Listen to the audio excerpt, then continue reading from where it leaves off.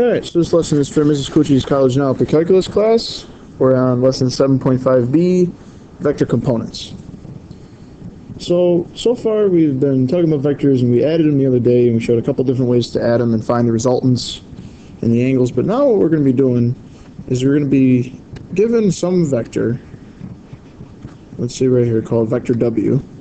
And what we want to do is resolve it into components. They call it resolving into components. And one component is going to be this vector u horizontally, and another component is going to be this vector v, like a straight up and down vector, vertical vector.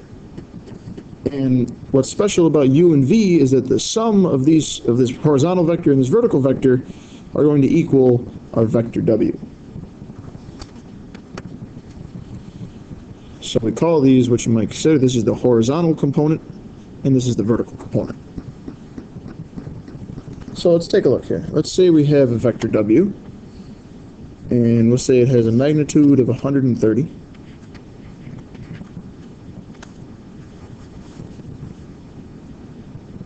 And let's say it's inclined 40 degrees from the horizontal. So our vector u, of course, will rest on the horizontal. And we want to find a vector u and a vector v, these two vectors whose sum is vector w. So the first thing we need to do is find the magnitudes of these. And so if you remember from last time, so you see I have my triangle right here. Remember, this is horizontal, this is vertical, which means this is a right angle. So the magnitude of vector u, remember we use this like absolute value lines around vector u. Notice that's the adjacent, and 130 is our hypotenuse, so that equals the cosine of 40 degrees. It's using our definition of cosine.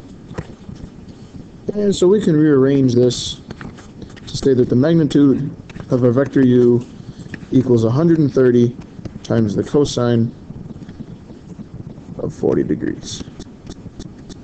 Okay, and similarly with v, that's our opposite, and this is our hypotenuse, so that's sine. So I have sine of 40 degrees equals our opposite, magnitude of vector v, all over 130. And with a little rearranging, magnitude of vector v equals 130 times the sine of 40 degrees. Okay. If we go just a little bit further with these, we can say, okay, the magnitude of vector u, when we plug this into our calculator, we get 100, approximately 100. And if we get the magnitude of vector v, if we plug that into our calculator, 130 sine of 40 degrees, we get that our vector v is approximately magnitude of 84. So this means that the horizontal component of w, horizontal component, remember, is our vector u, is 100, and our vertical component is 84, magnitude of our vector v. Okay, and we're going to do one more example. This time a little bit of physics involved. So here we're going to have a wooden shipping crate. Wooden shipping crate. So this is our wooden crate that weighs 816 pounds. Is going to be placed on a ramp. Here's our ramp that makes a 25-degree angle with the floor. Okay. This is 816 pounds. So that means that we have a vector. We'll call this point C right here. This is in the middle of the crate. Vector CB with magnitude 816. That's the weight of the crate.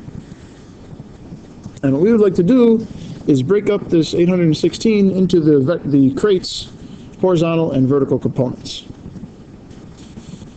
So this means that the horizontal line is actually going to be this slanted line right here. So if I draw basically horizontal with the crate and vertical with the crate, I'll call this D and I'll call this A. And this angle right here, actually, because of physics, if you take physics, you might have already learned this. If not, you'll learn it. If you take it, is also 25 degrees. We know that. That's the rule in physics. The angle between the floor and the ramp is the same as the angle between the weight vector and this vector right here. So if we know that's 25 degrees, we want to find basically the magnitudes of CD and CA, because the sum of CD and CA is this CB, our weight vector that we know to be 116. And so all we do, I know it's a lot of setup, all we have to do is to find the magnitude of this first one. Let's do CD. Remember, we said that that was our horizontal, even though it kind of looks vertical. This is actually a horizontal one. Horizontal is always going to be cosine, same as when we just had that vector W. So we're just going to take our magnitude of our resultant vector and multiply by the cosine of whatever angle, in this case 25 degrees. And we get approximately 740 pounds. To find our length of vector CA, don't forget those vector signs, CA, right here, that's our vertical, so 816 times the sine of 25 degrees, and that equals approximately 345 pounds. Okay, so when you're splitting vectors up into components, all you really have to remember is that if you take a vector, any vector, and you want to split it up horizontal and vertical, the horizontal is going to use cosine, and the vertical is going to use sine. That makes sense, right? Cosine is the x, and sine is the y. So all you have to do is just multiply the magnitude of whatever you're given, times cosine of whatever angle you had to get the horizontal, and then take the magnitude of the vector times whatever sine of whatever angle you're given, and you have the vertical. And that's all there is to it. Alright, see you next time, guys.